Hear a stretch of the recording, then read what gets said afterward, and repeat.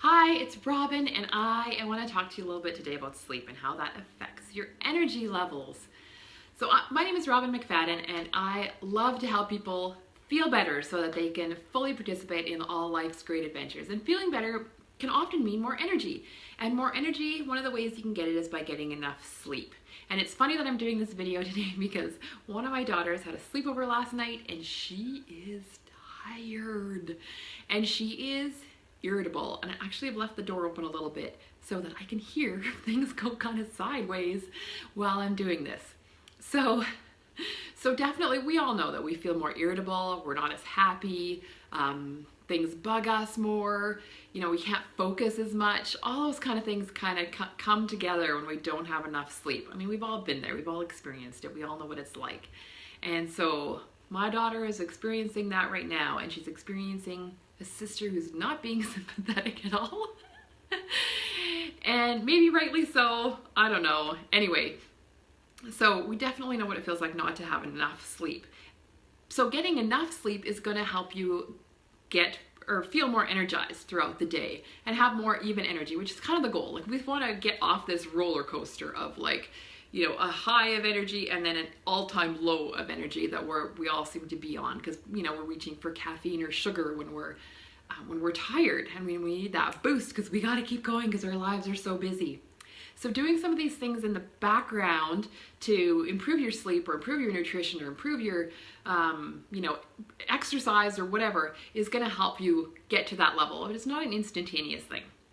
So some things that you can do for sleep are, first of all, avoid things like caffeine later in the day. The recommendation is typically be afternoon, and everybody responds differently to caffeine. Some people take longer to metabolize. I know for me, for sure, a caffeine afternoon is not a good idea. And avoiding alcohol. I actually stopped drinking alcohol at all. I even went to the doctor about it because I was like, even if I have like a little bit of wine, I'm awake in the middle of the night. And the doctor was like, yeah, that's what it does to you. And so I didn't like that answer, but anyway, I feel much better since it's just not worth it to me to give up a night of sleep, because I would wake up at 2 in the morning and that would be it for the night. I wouldn't sleep anymore. And then I would have, my 3 little kids the next day to deal with, and it was just too hard. So I don't know, maybe I should try again because it's been a while since I had anything, but it'll have to be a day when it's not too busy and my daughter is not as tired. Because if we're both tired, that's not going to be good. So those are some things to avoid, but you also want to have some healthy sleep habits. So things like avoiding screens for they recommend at least an hour before you go to sleep. So I know, no phone for an hour before you go to bed. That sounds crazy, right? Well, luckily there is a thing called night shift, and I have it on my phone. And so it reduces the blue light from your phone, so it kind of makes it more of a orangish yellowish kind of glow. And so that is supposed to help. Ideally though, avoid screens for an hour before going to sleep. And I don't know, I think this is one area where our society in general could definitely improve, because I think we're pretty much all on our computers, phones, or TV before we go to bed, right? So what if that would make a significant difference? Isn't it worth trying? And so think about a bedtime routine for yourself. When your kids were little, you probably had a bedtime routine for them. You would give them a bath, and then you would have some cuddle time, and you'd get into jammies, and you would read them a story maybe, right? So that whole routine would let their body know, and you did it because it would let their body know that they were going to be going to sleep, and it would help prepare them and make the process easier, right? So you can do that for yourself. If you're having trouble falling asleep, I think it's a really good idea. Maybe have like a 15-minute bath and read a book in the bath for every night. And it's just gonna give get your brain prepared and your body prepared, like, okay, now it's time to sleep. It's not gonna happen the first time because it's gonna have to be an established routine that your body's gonna be like, oh yeah, I know what's coming next. Light. We live in cities and there's so much light from outside that you really need to have something blocking your windows. And our blinds are terrible for that. A lot of light comes through them, as you can see. And so I actually started sleeping with a sleeping mask, and especially since my kids get up in the night and go to the bathroom, which is right outside our bedroom door, and the light shines right in and wakes me up. And so I started sleeping with a sleeping mask because I was like, this is ridiculous. They're old enough that I don't need to be there when they go to the bathroom. I don't need to be awake. And it made a big difference. So that's something that you might want to consider. Although, so I even wear it like when we're on guide camping trips because I'm just used to it. And it is something maybe you should warn your co-leaders about, because they were trying to wake me up in the night, and it was like, you know, it has like owl eyes on it, and they were like, what the heck? When they were trying to wake me up in the night for, you know, some emergency, because I was sleeping really well. The other thing that we did a few years ago was get a new mattress, and that made a big difference, because I used to have this huge issue with sleeping. I would fall asleep okay, and then I would wake up at 2 in the morning and I would be awake for hours, and that went on for probably almost 2 years. And it was brutal. There's nothing worse than being sleep deprived. And so we slowly kind of made changes that helped over time, and now I sleep really well. So we did get a new mattress that was really comfortable, and I found a pillow that really supported me well and was really comfortable, and that made a huge difference as well. One thing that I've used with my kids is some like essential oils, especially lavender or chamomile, to help calm them. And that's worked really well for them. I've never really had a problem falling asleep. It's more staying asleep. But they've had problems falling asleep. And you know what it's like when you're a mom and you're like, oh my God, you just need to go to sleep because I need to be done for the day. You all know that feeling, right? I have a feeling I'm gonna have that feeling tonight. So essential oils have really helped my kids fall asleep at night. Decluttering your room. I am on a decluttering mission, and the first thing I did was my room, and it made me feel so much better.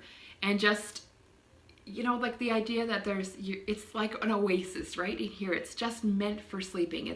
It's for relaxing. It really, really did make a mental difference for me. So I highly recommend that.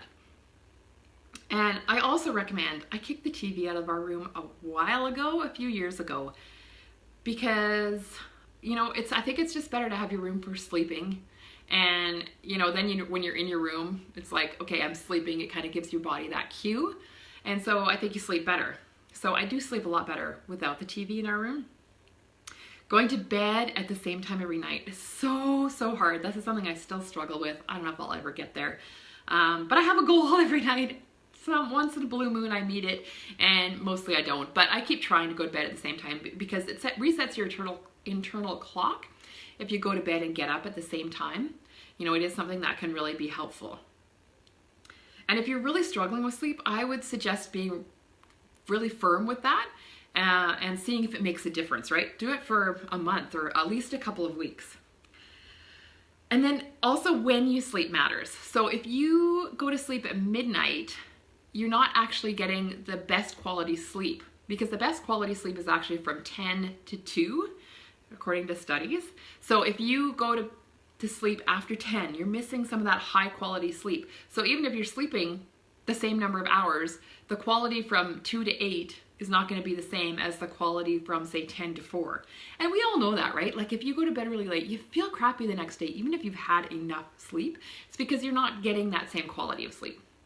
At least that's what they say. But I mean, we all know from experience that it's true, right? You don't feel that great. And then start your day off right. When you get up in the morning, drink a big glass of water. That's going to help get you going and get you energized. You're dehydrated after sleeping all night and you need that water. Do not hit the snooze button, because that actually depletes your energy before you even get out of bed. I mean, who wants that? And I actually don't set an alarm anymore. And my mom never did, and I thought that was crazy. I thought that wasn't even possible. But by being more consistent, I just don't need it. Like once in a while I'll sleep in a tiny bit, but I have enough of a buffer. It's not like I have to go anywhere. Like I get up and I work out and I do some things in the morning that I really enjoy before I have to get my kids off to school. So if I sleep in a little bit, it's not a big deal, but I really don't. Like I can just tell myself what time to wake up, and I do.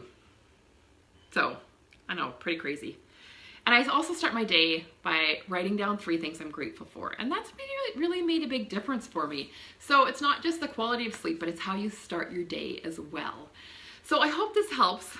And, you know, I know what it's like to struggle with sleep issues. It's terrible. It's terrible. I actually don't know if there's anything that makes you feel worse. And a lot of my friends have gone through it as well, and come out the other side. So there is hope. You know, if you're having trouble with sleep, I'd love to hear from you. Comment below. And I'd love for you to try some of these tips and see what you think. See if they help. So I hope you guys have a great day, and I hope you guys have a great night's sleep, and seriously, wish me luck getting through the day today.